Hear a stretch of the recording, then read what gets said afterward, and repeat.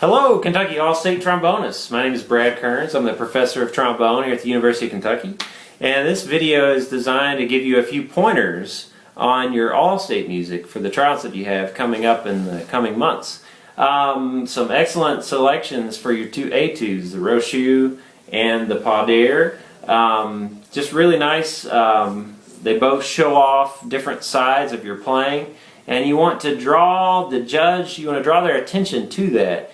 And to make the judges aware that you understand why they ask you to play a Rochut. And we'll start with that. So the reason they ask you to play a Rochut, they want to hear you play with a beautiful sound. They want to hear your lyricism. They want to hear your sense of musicality. There's no mistake that they chose the key that it's in. They want to hear that you can play in tune, that you can play in fifth position in tune. So, this is a really nice 28 measures here out of this Rochut. It's a beautiful, beautiful Rochut. So, again, try to get in the side of the judge's head just a little bit. Why do they want to hear you play a Rochut? Sound. They want to hear you play with the best sound possible. And I don't know the typical order they might ask this in, but they might ask this first because they really want to hear, what do you sound like? So that's going to be the number one, actually on both of the études, is sound. Play with a beautiful sound. You can't go wrong with that. A couple things, a couple little pointers with this involved with the Rochut. One thing that I would maybe draw your attention to is the use of some alternate positions in this key. You have some G flats in fifth, and typically it might be a good idea if you're passing to an F, you might want to use the F in sixth. And this is just a suggestion. You might love it or you might not, and it's in no way a mandatory type pedagogical thing. It's just a suggestion, so you can try it. You might like, I personally like the F in fourth in measure 14. I like the ability to, in this lyric type of playing, to be able to keep the half steps in the same partial. So it alleviates a little bit of that bump we might get crossing partial. So I'll play a little bit at 13, show you a little bit what I'm talking about as far as the F in fourth and 14.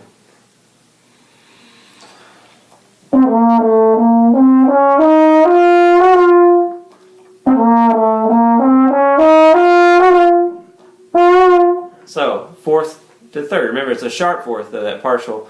You need to raise it just a bit, and a reminder that the G flat is going to be a sharp third, so you got to pull it up just a little bit. Another example might be that some of the Fs in the lower octave going from G flat to F. You might want to just put it in sixth. Again, just you can try an example be like 19, measure 19, just to see if that works for you. It might not.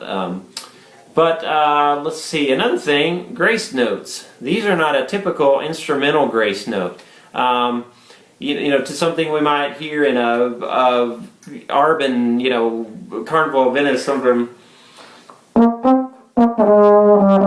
you know, something like that. We're going to kind of flip the grace notes off to the side, and they're not really, they're more of an embellishment than anything. But in a Rochut, this was not written for trombone. That we've stolen these from the vocal area. So these were used in a vocal way. Okay, so you want to give them full value, but even from a vision standpoint, they even look really small. So we're kind of fighting an uphill battle with these. But you want to give them full value. You don't want to just toss them aside like we might in other styles. Of music. So an example, I'll play just a little bit. I'll start at 15, and I'll play, maybe this is the way to not do it. I'll try that first.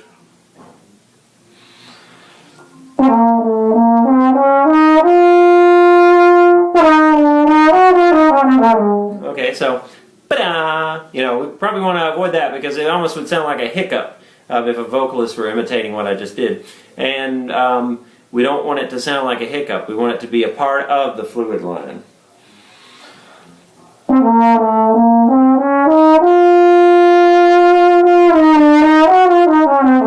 And so again, instead of so that's just a couple things on the Rochut. Again, sound. Play with a beautiful sound, a beautiful lyric sound, And grace notes, full value, and key. Be careful of those G flats and D flats, and experiment with some alternate positions that can help you create that lyric side. You might want to practice this with even just doing some glissing. Take the tongue out of the equation just so that you can teach your aperture, where am I headed in this? Where am I crossing a partial, or I'm staying in the same partial? Feel free to do some of that, some glissing. That might help out. So again, good luck with this. This is a great piece of music to be working on. So that's all for this one. I'm going to turn the camera off just for a moment and get set up and do a little bit on the pot air. So thanks a lot and good luck.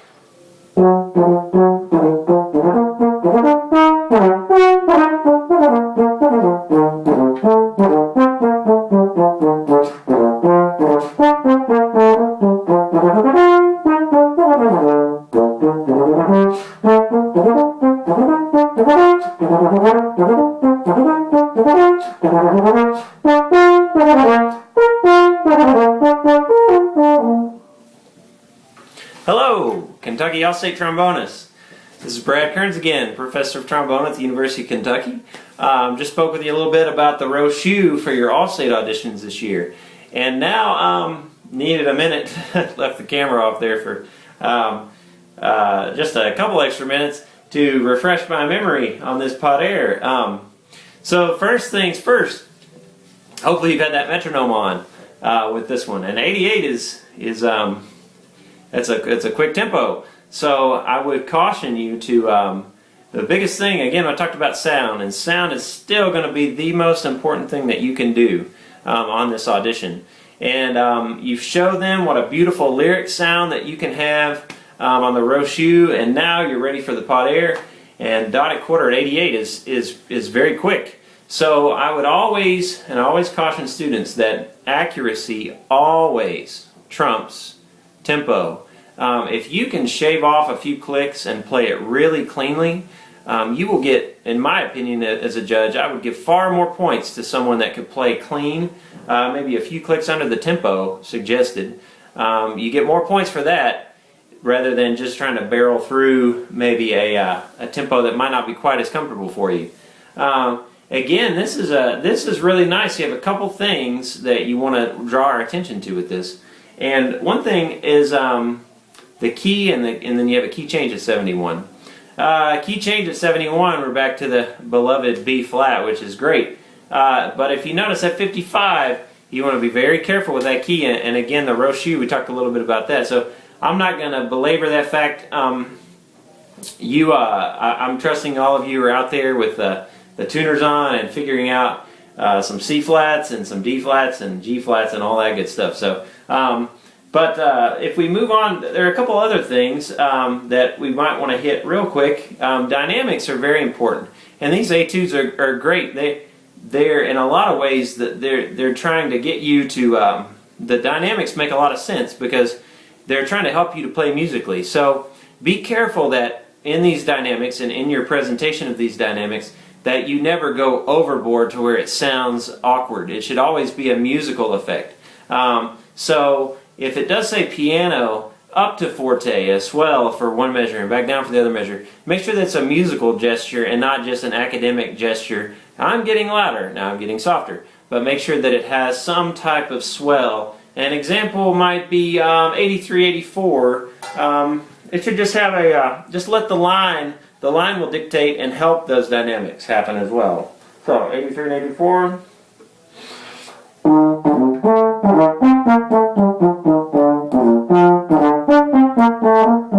So again, let the line happen. If you play musically, these dynamics will be that much more effective, and the judges their attention will be drawn to them if you play it musically, because it's like, wow, you did that nice decrescendo and crescendo.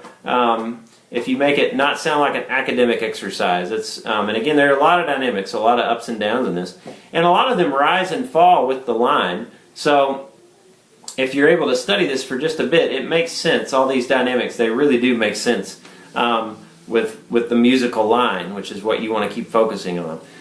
So never take the dynamics out of context, basically. You're a solo instrument in this setting, and you want to, again, always keep a great sound. A forte, if it's really, really loud and it's with not a good sound, then you don't get as much credit for it. If it's maybe a nice solid forte with a really nice sound. So the other thing would be the style on this. The style is going to be huge because there's a lot of staccatos in here. If you get caught up in that, it's such a fast tempo. If you try to play too short, you might get a little bit tongue-tied. So you want to make sure that if you're singing the style, I'll take 83 again. I would never sing that da da da da da da da da da da. Okay, I wouldn't sing that and be with tension. Okay, so you don't want to play that with tension. You wouldn't want it. So I'll play it the way I sang it.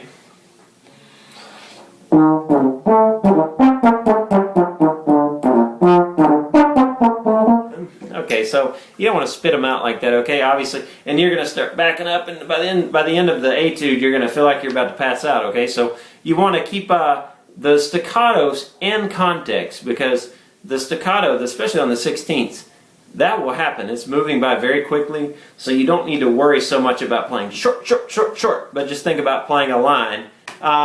You don't want to play it legato, obviously, but if you get too caught up in spitting all these staccatos out, it's going to make for a pretty difficult time trying to maneuver through some of these technical lines. So a nice tongue, not legato, but definitely be careful to not spit these out, these staccatos. And again, sound is the number one thing that you're going to want to focus on this. You always want to have a great sound through this. So another thing is, I was looking this a little bit. There's some more. We have some more grace notes in this. Looking at 67. Now these are going to be the opposite of what I was describing in the Rochu. You want to kind of flip these aside. They're a little more of an embellishment-oriented grace note. So at 67, so you want to use a double tongue, and so let's see. I'll try to demonstrate. So.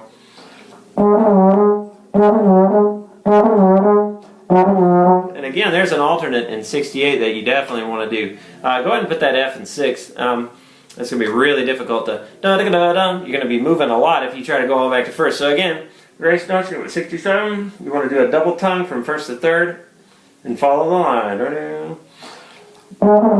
And then similarly at 68, da-da-da-da. So again, they just kind of, you just throw them off, okay? They're not. This is different than the Rochu. This is nice. You have grace notes in both to kind of, but they're different. They serve a different purpose. Okay, so that's that for as far as the grace notes, and that's really about it for this one. I mean, it's just having the metronome on, but don't be in a hurry to get to that 88.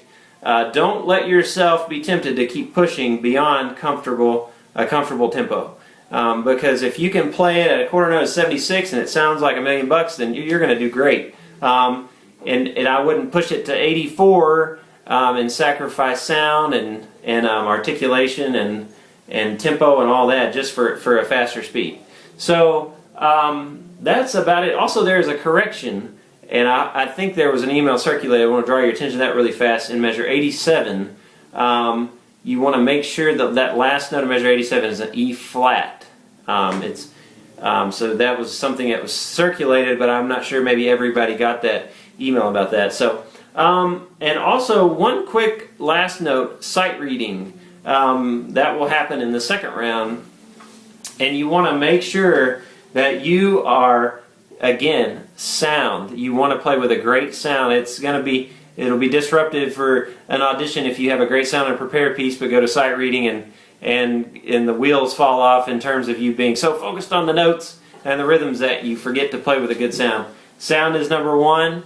You want to try to get yourself in the style of the sight reading, because many times the rhythms will make so much more sense if you can establish a style before you begin sight reading. So try to look for clues.